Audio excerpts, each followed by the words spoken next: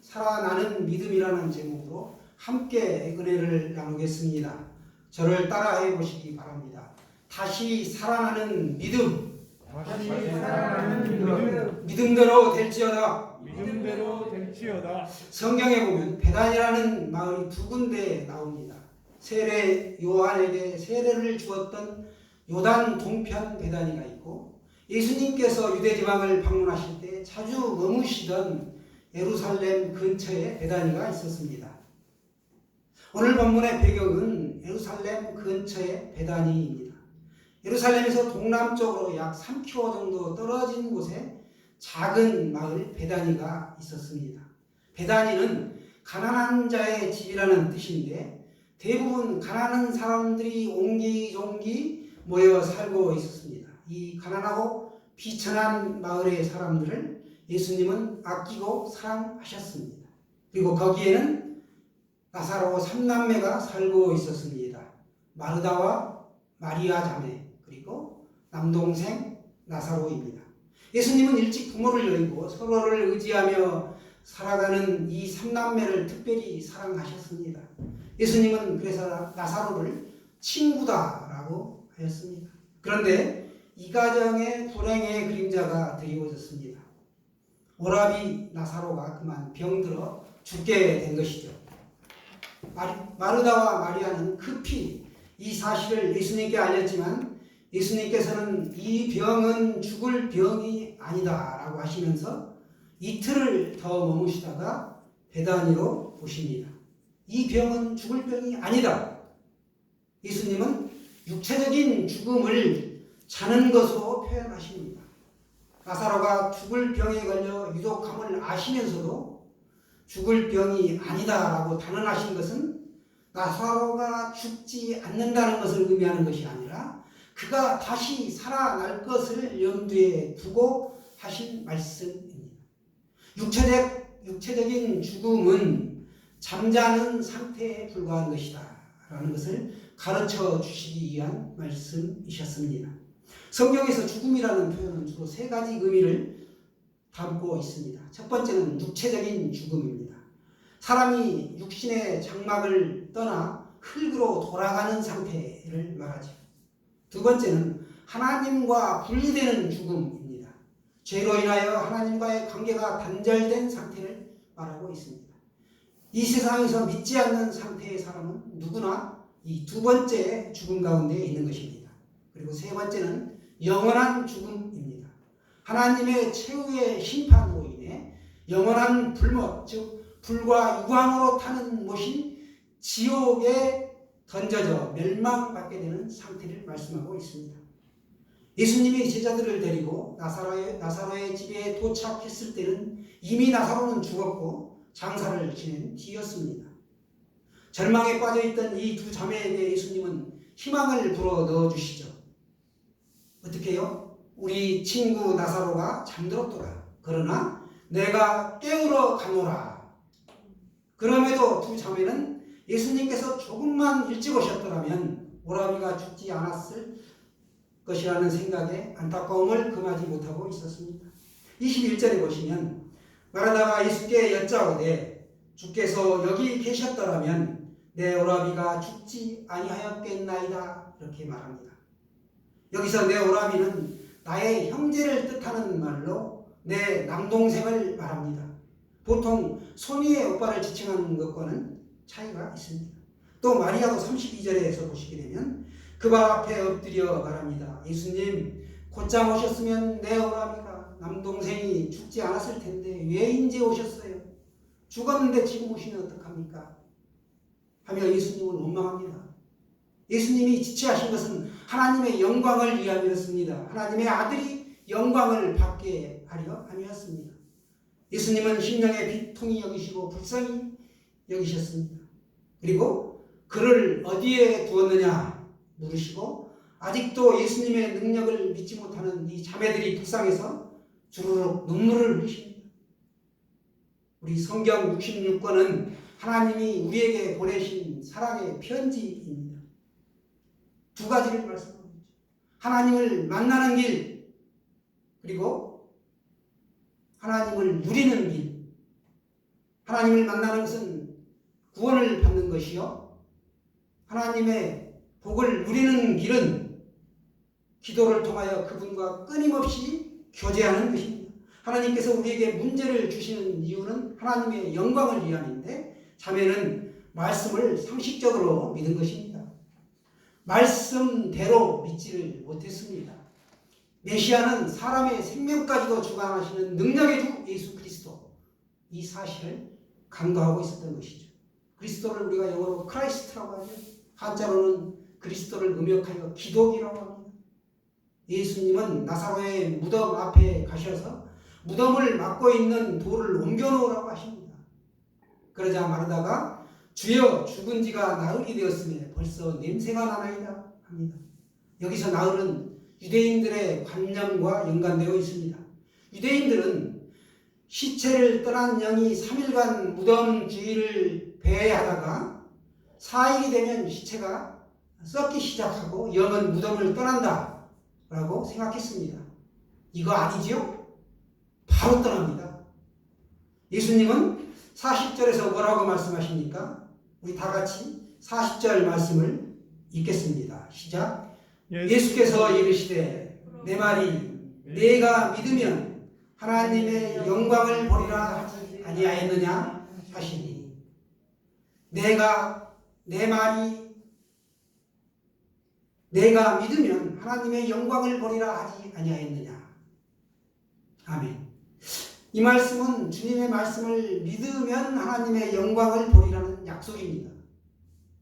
하나님의 영광을 죄인들은 볼 수가 없지요. 자신의 죄를 회개하고 거듭나는 믿음이 있을 때야만 가능한 것입니다. 하나님께서는 우리 가운데 임재하시고 그 영광을 보여주시기를 원하십니다. 그 영광을 보려면 먼저 깨끗한 영혼으로 우리가 거듭나야 되고, 하나님의 말씀을 들으면 믿어야 합니다. 우리가 예수님의 말씀을 믿기만 하면 기적은 오늘도 일어납니다. 내가 이 양손 밑에 피가 맺히도록 열심히 노력한다고 해서 이 문제가 해결되지는 않습니다. 믿어지면 그때 하나님의 은혜가 임하시는 것이죠. 눈에 보이지 않는 하나님을 우리가 어떻게 믿나요? 말씀이 육신이 되어 오신 예수님은 자신이 하나님의 아들이라고, 즉 자신이 하나님이라고 주장하셨습니다. 공원에서 우리가 나무 한 그루를 보았다고 가정해 봅시다.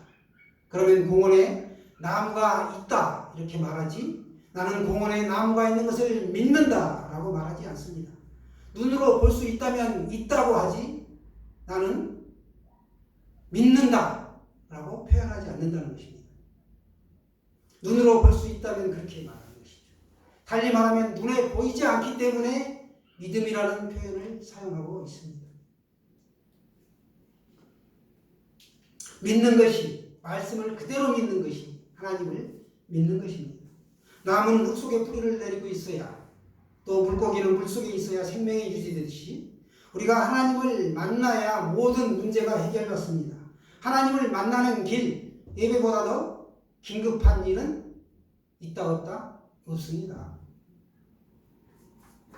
오늘 우리의 삶에도 하나님은 동일하게 역사하십니다. 할 수 없다는 불신앙이 문제인 것이죠.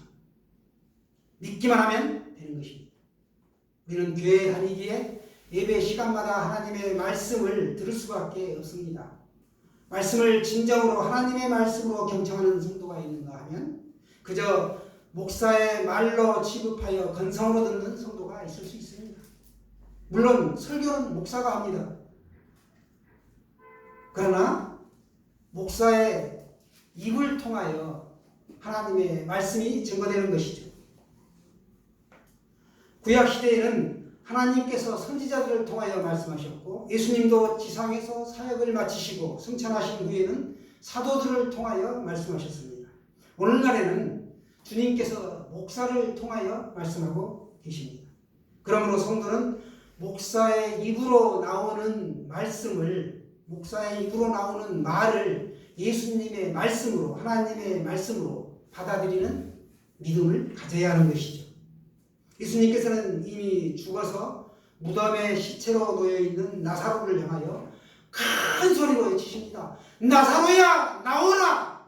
이렇게 부르시니 놀랍게도 나사로가 다시 살아났습니다. 할렐루야! 아멘. 왜 큰 소리로 불렀는가 하면 마르다와 마리아와 그 주위에 모여든 수많은 군중들로 하여금 나사로의 부활이 마술에 의한 것이 아니라 확실히 예수 그리스도의 말씀의 능력에 의한 것이라는 것을 입증하기 위해서였습니다. 여기서 놀라운 사실은 죽은 나사로에게도 예수님의 말씀이 적용되었다는 것입니다. 과연 죽은 사람이 어떻게 예수님의 말씀을 들을 수 있었을까? 사람의 생각으로는 도저히 이해할 수 없는 것이죠. 그러나 예수님은 죽은 자에게까지 말씀하시고 생명을 살리셨습니다. 이 기적은 오직 우리가 말씀을 믿을 때 가능합니다. 지금 이 자리에도 죽은 영혼이 있다면 이 귀를 열어, 심령의 귀를 열어 예수님의 말씀을 듣고 깨달으시기를 바랍니다. 아멘. 예수님은 하나님 앞에 간절히 기도한 후에 큰 소리로 나사로의 이름을 부르시고 나오라고 했더니 44절에 어떻게 되나요? 죽은 나사로가 수족을 배로 동인 채로 나오는데 그 얼굴은 수건에 쌓였더라. 아멘. 우리나라는 묘 하나에 시신 하나가 일반적으로 들어가죠. 그러나 이스라엘은 묘 하나에 가족묘가 보통 일반적이라서 대대로 그 묘지에 같이 장사를 지내게 됩니다. 오늘 보면 특별히 나사로에게만 생명의 가치를 부여하였습니다. 만일 주님께서 그냥 나오라 이렇게 했다면 그 무덤 속에 있는 모든 사람이 다 나왔을 것입니다. 그 모든 시체가 다 나왔을 것이라는 것이죠. 가끔 죽었다가 살아났다는 감정을 우리가 들을 때가 있습니다. 그러나 분명히 알아야 할 것은 절대로 죽었다가 살 수는 없습니다. 본인이 죽은 것처럼 느꼈을 뿐이라는 것입니다. 예수님께서는 이 죽은 사람을 살릴 수 있는 능력의 주 하나님이십니다. 예수님께서 딱 3번 성경에 죽은 사람을 살리셨는데 회당장 야이로의 죽은 딸을 살리셨고 나인성 과부의 아들이 죽었을 때 살리셨습니다. 그리고 오늘 본문 죽은 나사로를 살리셨습니다. 죽은 나사로가 배로 동인 채로 살아나 무덤에서 나오니 예수님은 풀어 놓아 다니게 하라 이렇게 말씀하십니다. 이렇게 명령하신 것은 아직도 믿을 수 없다는 듯이 서서 두려워 떨고 있는 이 두 자매를 안심시키고 주위에 있는 모든 사람들에게 나사로가 확실히 살아났다는 사실을 보여주고자 하였습니다. 이를 지켜보던 사람들은 아마 숨이 꽉 막혔을 것입니다. 그들은 말로만 듣던 죽은 사람이 다시 사는 부활을 직접 두 눈으로 똑똑히 보았던 것이죠. 오늘 우리의 인생이 이 나사로와 같습니다.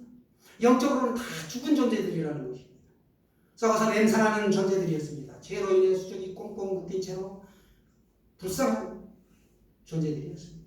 그냥 고깃덩어리인 육체만 살아있을 뿐 아무런 가치가 없는 심판의 대상이요 멸망의 대상이었습니다. 그런 우리를 주님께서 부르셨습니다. 아무런 가치도 없는 심판의 대상인 이 멸망의 대상에게 생명의 가치를, 존재의 가치를 부여하셨습니다. 그래서 죄의 사슬에 묶여있던 우리가 자유함을 얻었고 생명의 존재로 하나님의 자녀로 다시 살아나는 귀한 복을 받았습니다.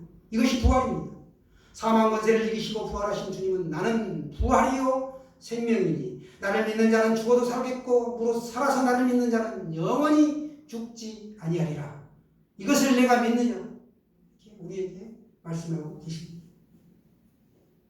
오늘도 나사로를 통하여 우리가 부활에 참여하게 하셨습니다. 이 사실을 믿으시길 바랍니다. 하나님은 인류를 사랑하십니다.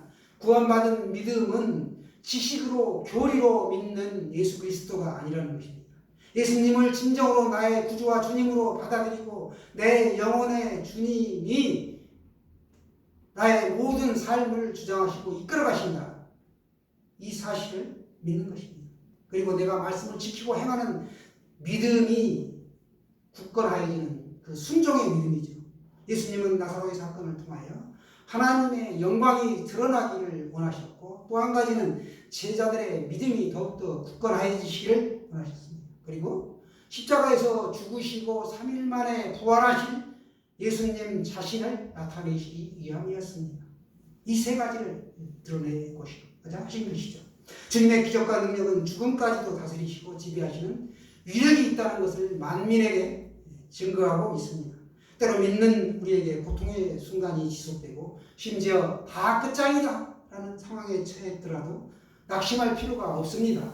모든 것을 다 버렸어도 이겼어의 반대 많이 들으셨죠? 졌소. 이 졌소만 붙잡고 있으면 된다고 합니다. 하나님의 말씀 앞에 항복하는 것입니다.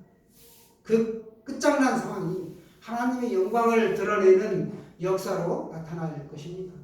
사랑하는 여러분, 하나님께서 주시는 것은 내가 원하는 것이 아니라 내게 좋은 것을 주시는 분이시라는 것을 믿으시길 바랍니다.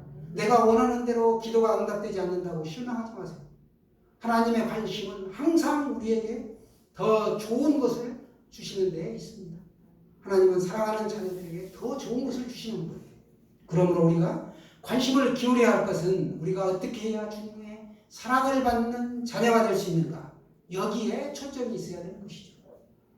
항상 주님의 사랑받는 자녀로 맑고 깨끗한 영혼을 소유하시기 바랍니다.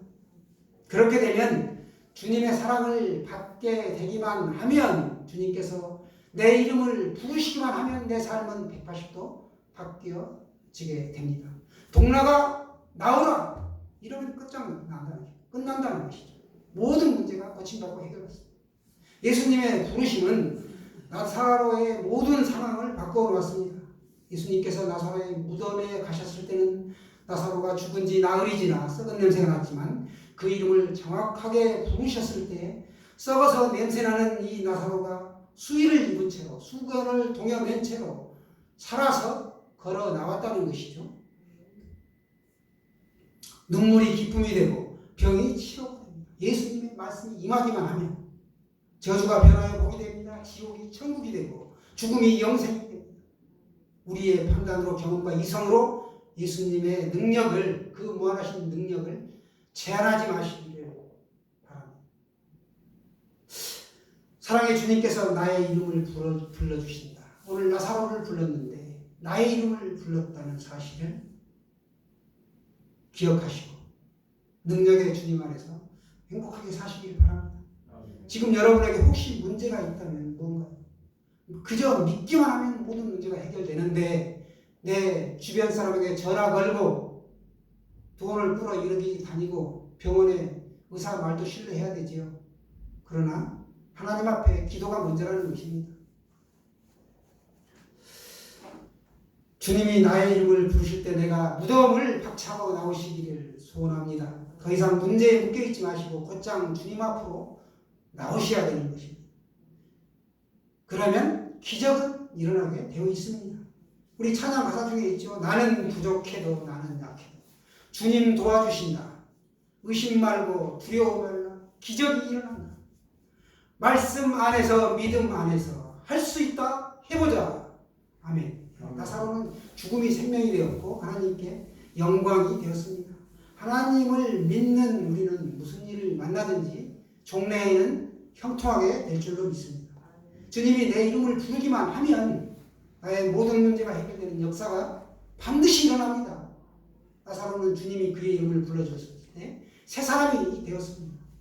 이런 복이 오늘 저와 여러분에게, 여러분의 삶에 넘쳐나시기를 축원합니다. 아멘.